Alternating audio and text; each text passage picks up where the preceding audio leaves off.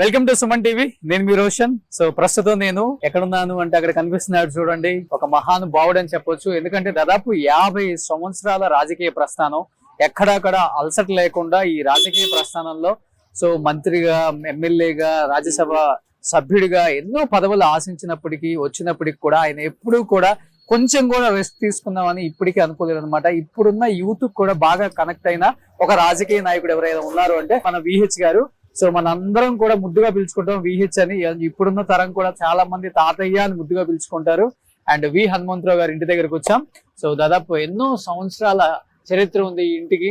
So ఆయన అప్పటి నుంచి కూడా ఇప్పటికీ ఇదే ఇంట్లో ఉంటున్నారనమాట. నిత్యం ప్రజల మధ్యలోనే ఉంటూ ప్రజల సమస్యలు తెలుసుకుంటూ. అండ్ ఈ ప్రాంతంలో ఎప్పుడూ కూడా విహెచ్ గారు అంటే చెప్పాలంటే ఒక దేవుళ్లాగా భావిస్తారు.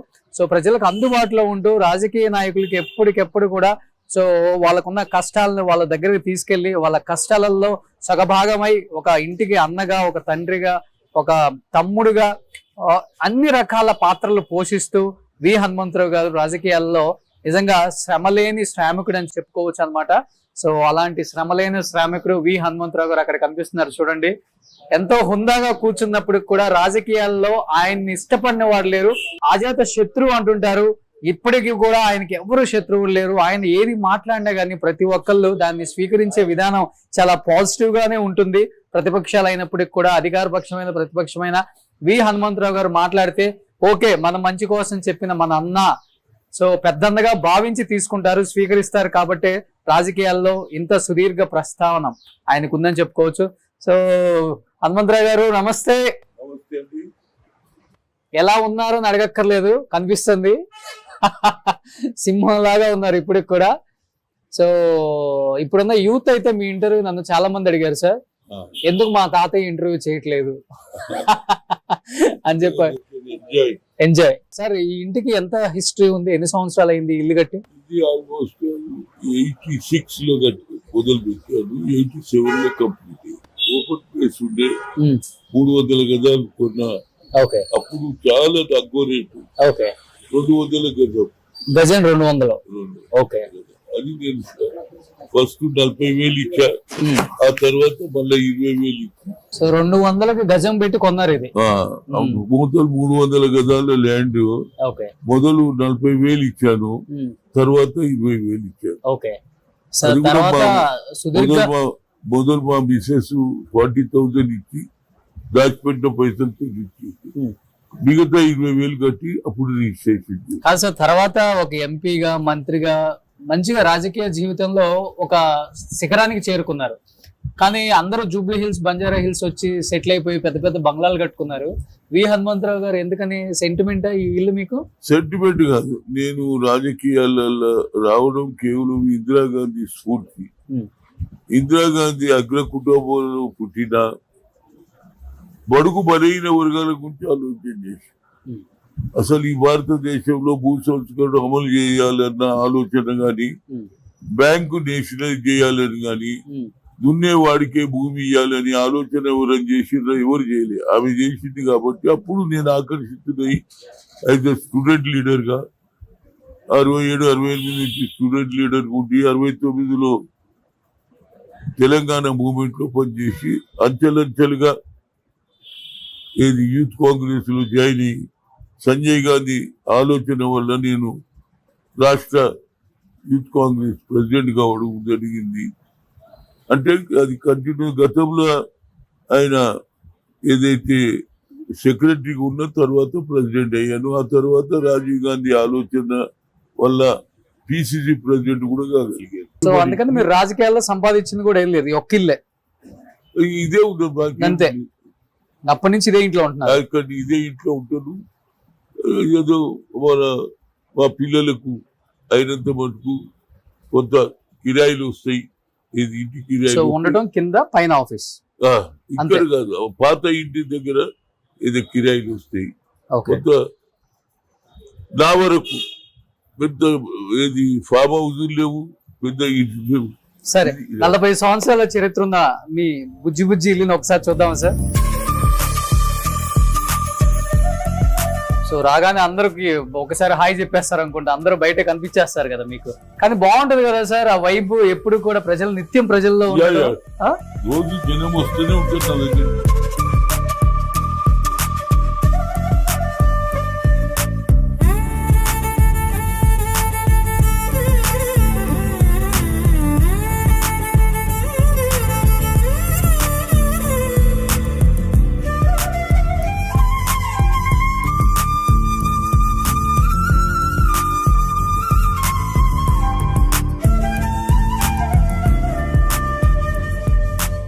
సో ఇది హనుమంతరావు గారి ఆఫీస్, ఎవరైనా వస్తే మీట్ అవడానికి. సో ఏమైనా ఇక్కడ కనబడుతున్నారు రాహుల్ గాంధీతో. మిమ్మల్ని బాగా ఇష్టపడే వాళ్ళల్లో ఇందిరాగాంధీ, రాజీవ్ గాంధీ గారు, సోనియా గాంధీ గారు, తర్వాత రాహుల్ గాంధీ గారు. సంజయ్ గాంధీ నుంచి స్టార్ట్ అయింది అది.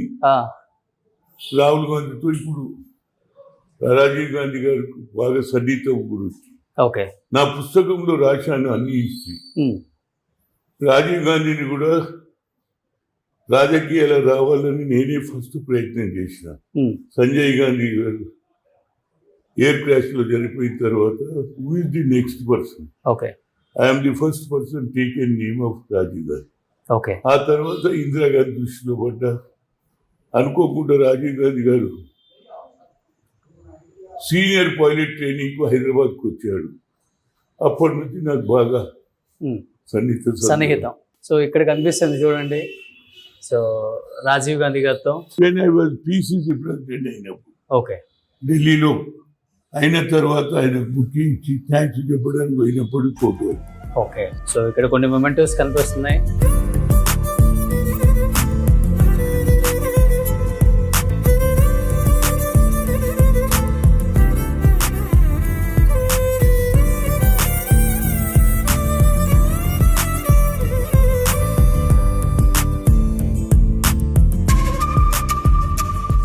మనకి కాంగ్రెస్ ఆఫీసులలో కనిపిస్తుంది నలుగురు ఫొటోస్. బట్ మీరు వాళ్ళని ఒక ఫ్యామిలీ లాగా భావిస్తారు కాబట్టి వాళ్ళ ఫోటోని ఎప్పుడు మీ నాకు ఎవరు గాడ్ ఫాదర్ లేడు. నా టాలెంట్ గుర్తించారు, నాకు పదవులు వచ్చాయి. అంటే ఆయన సంజయ్ గాంధీ పెట్టినట్టు 5 అంశాల కార్యక్రమం కానీ, చెట్లు నాటడం కానీ, ఎన్విరాన్మెంట్ కానీ, ఈచ్ వన్ అన్ని నేను అప్పటి నుంచి హనుమంతరావు అంటే యూత్ కాంగ్రెస్ హనుమంతరావు ఉంది. ఓకే. ఆ తర్వాత నేను అంచెలంచెలుగా రాజీవ్ గాంధీ ఆలోచనతో పిసిసి ప్రెసిడెంట్ అయిన తర్వాత ముఖ్యమంత్రి స్థాయికి కూడా పోయా. 90లో నాకు అవకాశం వచ్చింది కానీ అప్పుడు కాలేదు. 91లో ఆయన ఒరిస్సా నుంచి వచ్చి వైజాగ్ నుంచి పెరమూరు పోయేటప్పుడు పిలిచేటప్పుడు Hanumantharao after parliament election will be over I make you CM అన్నాడు. 6 గంటలకు అన్నాడు, 11 గంటలకు ఉగ్రవాదుల చేతిలో చనిపోయారు. లేకపోతే మీరు కూడా మాకు ఒక సీఎం లిస్ట్ లో ఒక సీఎం ఉండేవాళ్ళు. ఓకే. సో అక్కడ కనిపిస్తుంది 2008 to 2010 రాజ్యసభ. ఆల్మోస్ట్ మనం ఇష్టపడే పొలిటీషియన్స్ చాలా మంది ఈ ఫోటోలో మీకు కనిపిస్తుంది.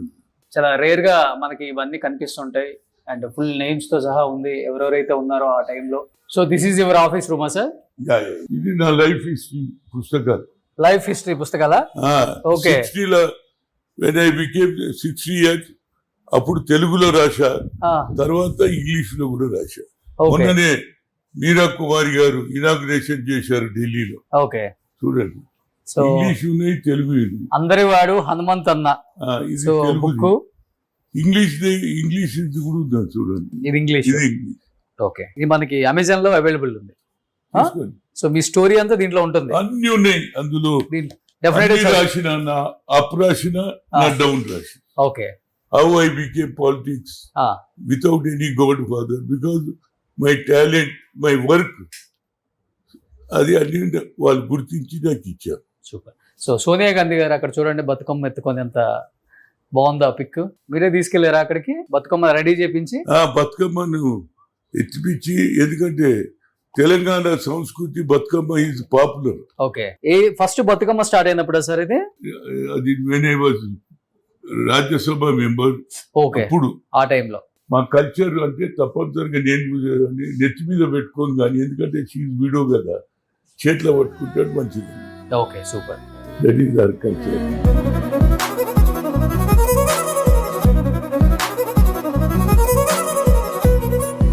సిహెచ్ గారు, ఇదేంటి అందరి ఇళ్లలో ఇత్తడి బిందెలు చూసాము, లేకపోతే వెండి ఉంటాయి, మీరేంటి స్టీల్ బిందెలు పెట్టుకున్నారు?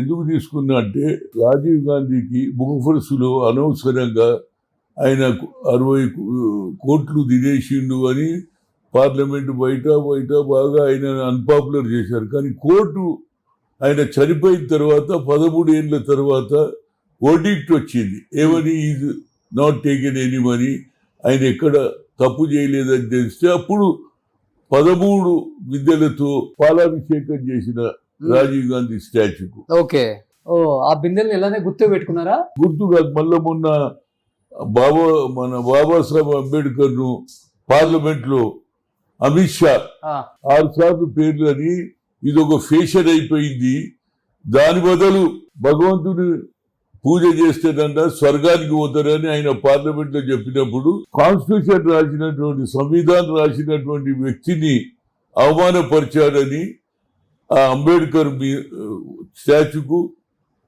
ట్యాంక్ బండ్ లో పాలాభిషేకం చేశారు. జనానికి తెలవాలి, అంబేద్కర్ రాజ్యాంగం రాస్తే రాజ్యాంగాన్ని నమ్మనటువంటి వ్యక్తులు being a home minister of this country Ambedkar కు అవమానం చేశారని పాలతో అది పాయింట్. ఒక అవి ఇలా గుర్తుగా పెట్టుకున్నారు, గుర్తుకు పెట్టుకున్నా ఆ బిందెల్ని. సో ప్రతిసారి వీటితోనే పాలు పోయాలన్నా? ఎప్పుడు అంబేద్కర్ కు అవమానం జరిగితే బిందెలు రెడీ ఉన్నాయి, తీసుకుపోయి పోసేస్తాం. సో ఎప్పుడు అన్యాయం జరిగినా పార్టీకి కానీ రాహుల్ గాంధీ గారికి కానీ సో ఇదే బిందెలతో తీసుకుపోయి ఆయన ట్యాంక్ బండ్ దగ్గర పాలాభిషేకం చేస్తారనమాట. సో సో పాలు ఇంటి దగ్గర నుంచి తీసుకెళ్తారా? అన్ని ఇంటి దగ్గర నుంచి పాలు తీసుకెళ్తారా? లేదు, పాలు దొరుకుతాయి కదా మనకు, ఏది ఇవాళ రేపు అన్ని పాలు అందులో పోసేసి తర్వాత ఎత్తుకుపోతారు మీరే. ఓ సూపర్, బాగుంది సార్ బిందెల కాన్సెప్ట్.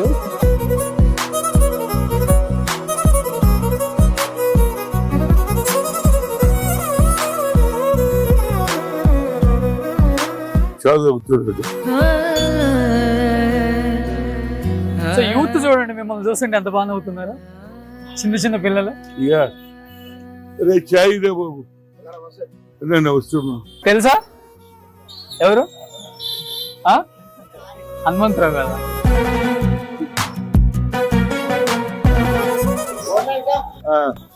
రెండు కాలు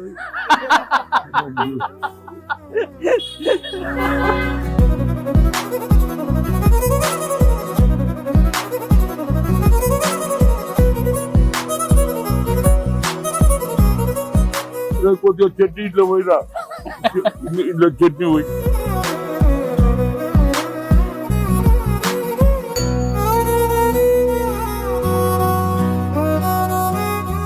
సార్లు మంత్రి, 3 సార్లు ఎంపీ, ఎమ్మెల్సీ, ఎవరైనా ఇలా ఉంటారా?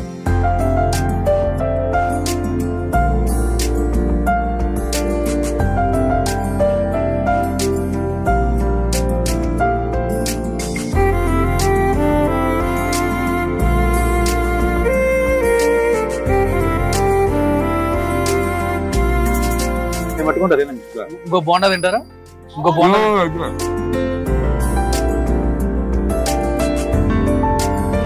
సో మంచి టిఫిన్ పెట్టించారు హనుమంత్ అన్న. బోండా చాలా బాగుంది, మైసూర్ బోండా.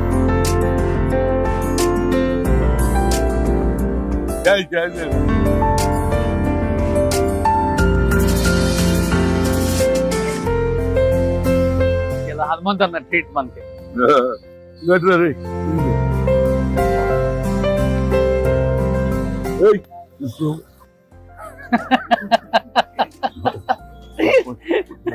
మంత్కి ఎలా ఉంటుంది మీ ఖర్చు? ఒక 2 lakhs ఖర్చు అవుతుందా మీకు? బట్టలకి, మందులకు పెద్ద లేదు కానీ బట్టలు, డ్రెస్.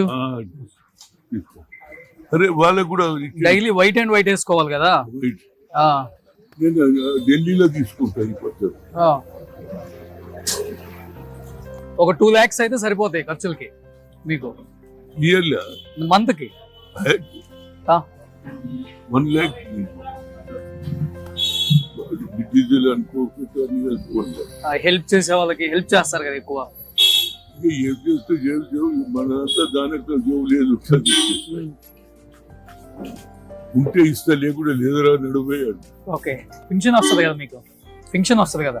పెన్షన్ వస్తుంది కానీ నాకు 70,000 వస్తుంది. ఓకే. ఇప్పుడు పెరిగింది, 51 వస్తుంది పెంచింది కదా.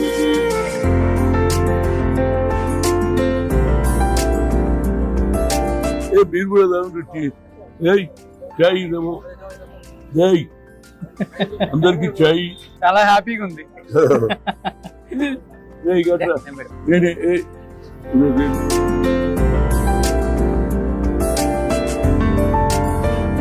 ఇది హనుమంతన్న డైలీ దినచర్య.